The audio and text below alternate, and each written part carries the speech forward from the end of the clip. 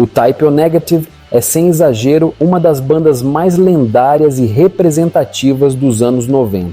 Eles foram fundamentais para levar o então nascente metal gótico a um nível muito maior de exposição, tornando-se um dos nomes mais importantes daquela cena. Ao mesmo tempo, o som da banda sempre manteve uma forte ligação com o doom metal mais tradicional e, principalmente nos primeiros trabalhos, ainda era possível perceber influências claras do thrash e do speed metal, heranças diretas das bandas anteriores de Peter Steele. Infelizmente, o Type O Negative deixou apenas 7 álbuns de estúdio, consequência direta da morte prematura de Peter. Ainda assim, essa discografia relativamente curta é compensada por uma qualidade altíssima. O humor ácido, as letras irônicas e melancólicas sobre amor, erotismo, morte e perda se tornaram marcas registradas da banda e ajudaram a transformar o grupo em algo muito maior do que apenas números ou vendas. Inclusive, se você ainda não assistiu, eu recomendo fortemente conferir o vídeo em que falo sobre a história do Type O Negative e a trajetória de Peter Steele, porque ele ajuda bastante a entender o contexto por trás desses discos e das fases da banda. Dito isso, já deixo claro, não existe álbum ruim do Type O Negative. Justamente por isso, montar um ranking do menos excelente ao mais excelente não é uma tarefa simples, e aqui entra o fator totalmente pessoal e subjetivo. Inclusive, quero muito saber a opinião de vocês. Deixem nos comentários o ranking pessoal de cada um. Então, sejam muito bem-vindos. Agora sim, sem enrolação, bora começar o vídeo.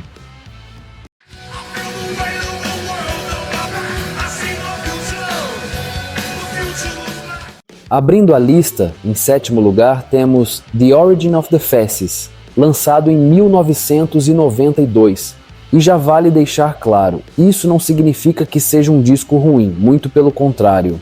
É um trabalho excelente que ocupa essa posição simplesmente porque, no conjunto da obra, os outros álbuns acabam sendo um pouco mais fortes. The Origin of the Fasces ficou marcado não só pela sua capa original censurada, mas também por um detalhe curioso: ele é um falso álbum ao vivo. A banda adicionou sons de público e interação como se estivesse tocando em um show, quando na verdade se trata de gravações de estúdio. Por causa disso, o disco soa mais caótico, cru e menos estruturado do que o álbum de estreia. Musicalmente, ainda existem resquícios de speed metal, embora em menor intensidade do que no primeiro trabalho. Já nas letras, o tom segue irônico e direto, sem mergulhar tanto na melancolia profunda e emocional que se tornaria uma marca mais evidente nos discos seguintes. Em resumo, The Origin of the Fasces é um álbum especialmente recomendado para quem quer conhecer o lado mais agressivo, cru e distante do Type O Negative mais conhecido, antes da banda consolidar de vez sua identidade gótica e atmosférica.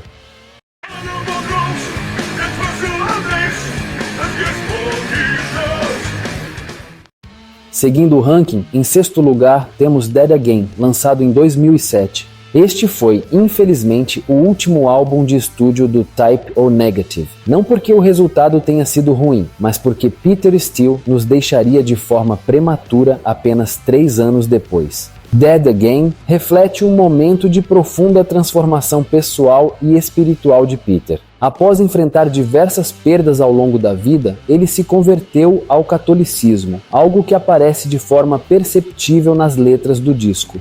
Aqui, a banda se afasta um pouco do erotismo e da sexualidade explícita, abordando temas mais introspectivos, reflexivos e existenciais. Musicalmente, o álbum resgata parte da agressividade e da velocidade dos primeiros trabalhos, mas filtradas pela sonoridade mais alternativa que a banda vinha explorando no disco anterior. Ainda assim, Dead Again permanece firmemente enraizado no metal gótico, refletindo bem o estado da cena em meados dos anos 2000. Provavelmente este é o álbum mais bem produzido e polido da carreira da banda. E, embora talvez não seja a despedida mais emblemática possível, Dead Again segue sendo um disco sólido, à altura da consistência que marcou toda a discografia do Type O Negative.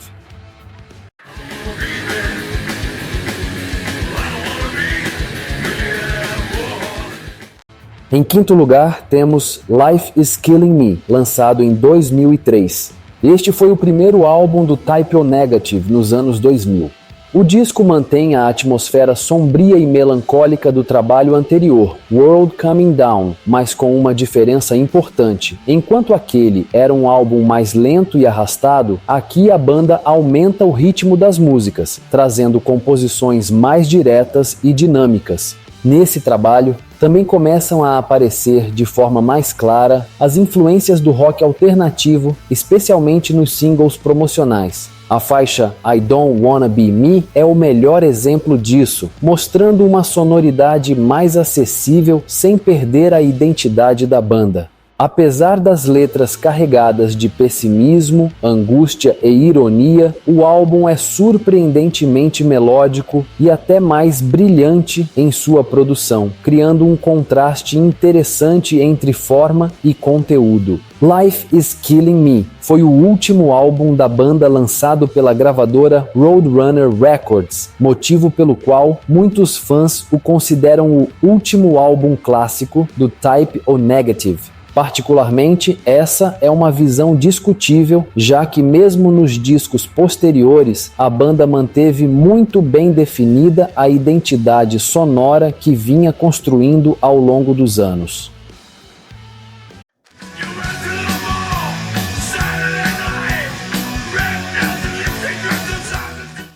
Em quarto lugar, temos Slow, Deep and Hard, lançado em 1991, o álbum de estreia do Type O Negative. Esse disco foi composto pouco tempo depois do fim da primeira fase do Carnivore, antiga banda de crossover thrash de Peter Steele. Por isso, ele apresenta um peso muito maior do que os trabalhos posteriores do Type O Negative, ainda bastante ligado ao speed metal e ao thrash metal herdados diretamente do Carnivore. Mesmo assim, o que mais se destaca musicalmente são as passagens lentas, densas e arrastadas, com riffs claramente inspirados na escola do Black Sabbath, além do uso ainda inicial de teclados, que já começavam a moldar a identidade da banda. De forma geral, Slow, Deep and Hard é essencialmente um álbum de doom metal, composto majoritariamente por poucas faixas longas, o que dá espaço para a banda explorar tanto momentos melódicos quanto trechos mais dissonantes e agressivos dentro de cada música. Liricamente, o disco é marcado por letras ácidas, diretas e provocativas, cuja intensidade é reforçada pela forma de cantar de Peter Steele, que aqui aparece mais agressivo, gritado e extremamente expressivo. Mais uma vez, este é um álbum altamente recomendado para fãs dos sons mais crus, pesados e experimentais do Type O Negative.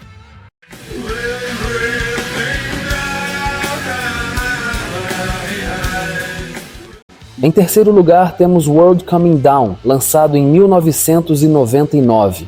Se Bloody Kisses e October Rust são frequentemente vistos como pontos máximos do metal gótico, World Coming Down surge como uma tentativa clara da banda de reconectar-se com seu lado mais próximo do doom metal tradicional. Nesse disco, o Type O Negative, liderado por Peter Steele, deixa um pouco de lado a estética vampiresca, sensual e erótica, dando espaço para uma atmosfera muito mais sombria, introspectiva, pesada e profundamente depressiva. Tudo isso funciona como um reflexo direto do estado mental de Peter naquele período.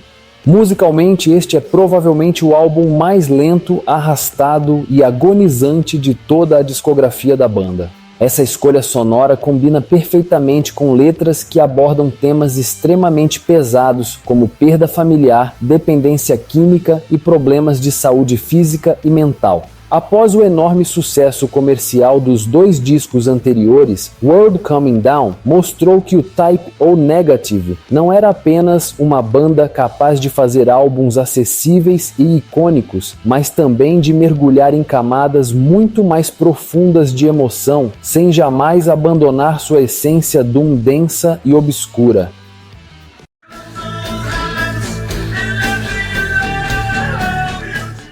Em segundo lugar, fica October Rust, lançado em 1996. Esse é, sem dúvida, um dos álbuns mais emblemáticos e reconhecíveis do Type O Negative. Aqui, a banda entrega um trabalho menos pesado em comparação aos 3 discos anteriores, apostando em uma sonoridade mais melódica, atmosférica e acessível, com maior presença de baladas e uma estética totalmente alinhada ao que hoje entendemos como metal gótico. October Rust se distancia um pouco do doom metal mais cru que marcava o início da carreira do grupo, mas sem jamais perder sua aura lúgubre, sombria e melancólica. Pelo contrário, o álbum aprofunda esse clima de forma mais refinada e elegante. Outro ponto forte é o lado melódico extremamente bem desenvolvido, fazendo com que praticamente todas as faixas sejam fáceis de lembrar e tenham identidade própria. Não à toa, o disco foi um enorme sucesso crítico e comercial, ajudando a consolidar o Type O Negative como uma das bandas mais populares dos Estados Unidos naquela década e contribuindo de forma decisiva para a primeira grande onda do metal gótico nos anos 90. Mesmo não sendo o mais pesado da discografia, October Rust merece facilmente esse segundo lugar pelo impacto, pela estética e pela importância histórica.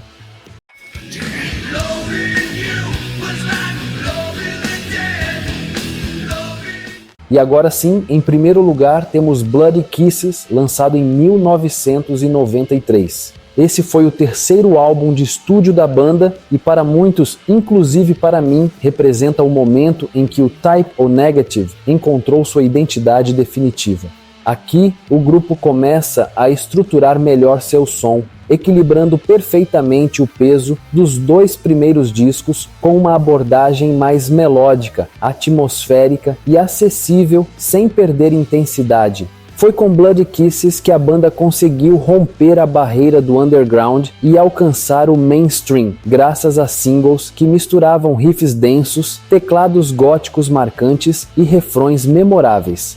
As letras continuam abordando amor, morte e sexualidade, mas agora de forma menos agressiva e mais irônica, provocativa e estilizada.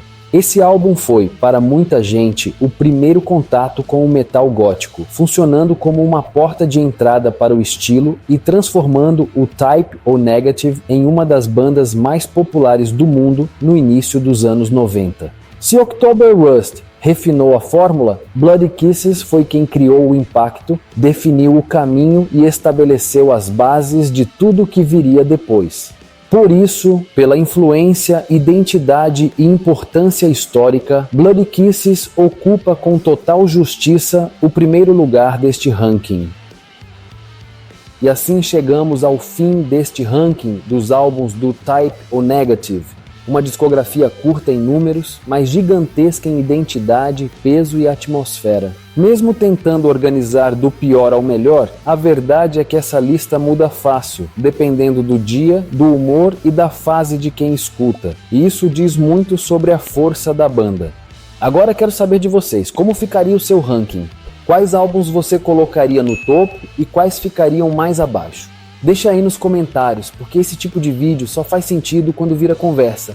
Se você curtiu o conteúdo, se inscreve no canal para não perder os próximos vídeos. E claro, continue explorando, ouvindo e sentindo a música do Peter Steele e do Type O Negative.